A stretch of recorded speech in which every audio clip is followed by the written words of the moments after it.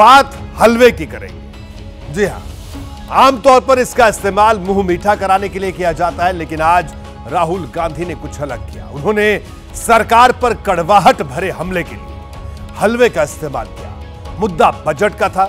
राहुल यह साबित करना चाह रहे थे कि सरकार ओबीसी को उनकी वाजिब भागीदारी नहीं दे रही। इसके लिए उन्होंने हलवे का सहारा लिया।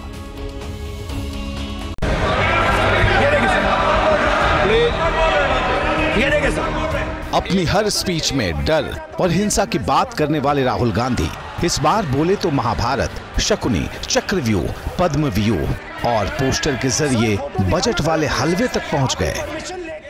ये जो बजट का जो हलवा है सर, ये बट रहा है। और इस फोटो में सर मुझे एक ओबीसी अफसर नहीं दिख रहा, एक आदिवासी अफसर नहीं दिख रहा, एक दलित अफसर नहीं दिख रहा मुझे। ये हो क्या रहा है सर?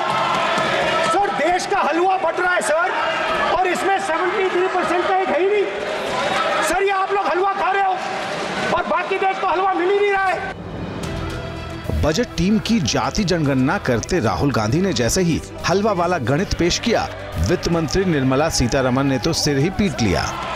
सर देश का हलवा बट रहा है सर, और इसमें 73% का एक है ही नहीं सर। ये आप लोग हलवा खा रहे हो। जरा गौर से देखिए किस तरह राहुल की तरफ से हलवा का जिक्र होते ही वित्त मंत्री ने अपने दोनों हाथ सिर पर रख लिए। हलवा खा रहे हो और बाकी पर नेता प्रतिपक्ष के हमले यूं ही जारी रहे। हालांकि ये शुरुआत नहीं थी, शुरुआत इससे भी ऐतिहासिक रही।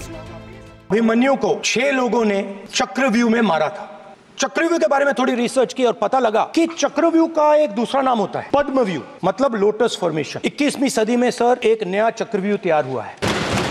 स्पीकर सर वो भी लोटस की शेप में है सर। जो अभिमन्यु को चक्रव्यूह में फंसाया गया था वही हिंदुस्तान के साथ किया गया है। चक्रव्यूह की संरचना समझाते राहुल गांधी चक्रव्यूह के कमांड सेंटर तक जा पहुंचे और बीजेपी के नेताओं की तुलना कौरव पक्ष के योद्धाओं से कर डाली।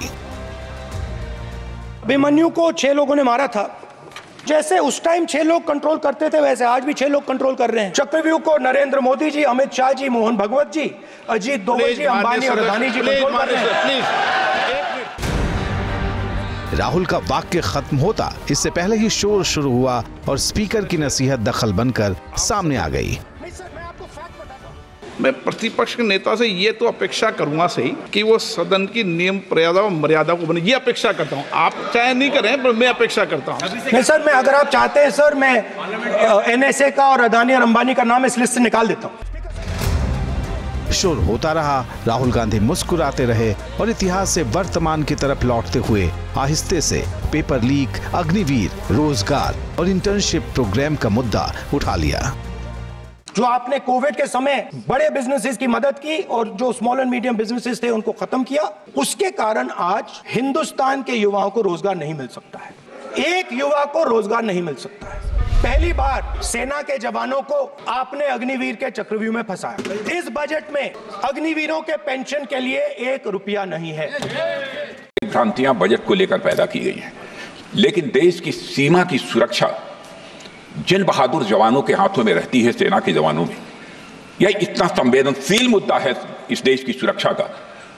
और सेना से जुड़े हमारे अग्निवीर के जवानों को लेकर जो देशवासियों को गुमराह करने की कोशिश की जा रही है, उस संबंध में मैं कहना चाहता हूं अध्यक्ष महोदय, जब भी आपका आदेश होगा इस सदन के समक्ष मैं पूरी तरह से अपना अग्निवीरों को लेकर स्टेटमेंट देने को तैयार हूं। लोकसभा में 52 से 99 सीट पर पहुंची कांग्रेस के लीडर राहुल गांधी इस बार बीजेपी को चक्रव्यूह में घेरने की कोशिश कर रहे हैं, लेकिन ये आरंभ है। अंत कैसा होगा ये सत्ता पक्ष के जवाब से तय होगा, जिसका भी इंतजार किया जा रहा है।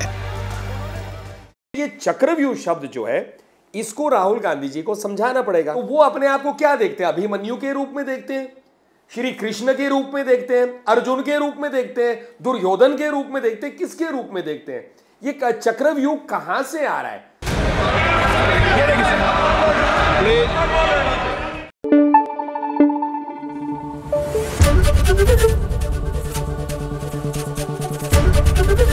एबीपी न्यूज आपको रखे आगे।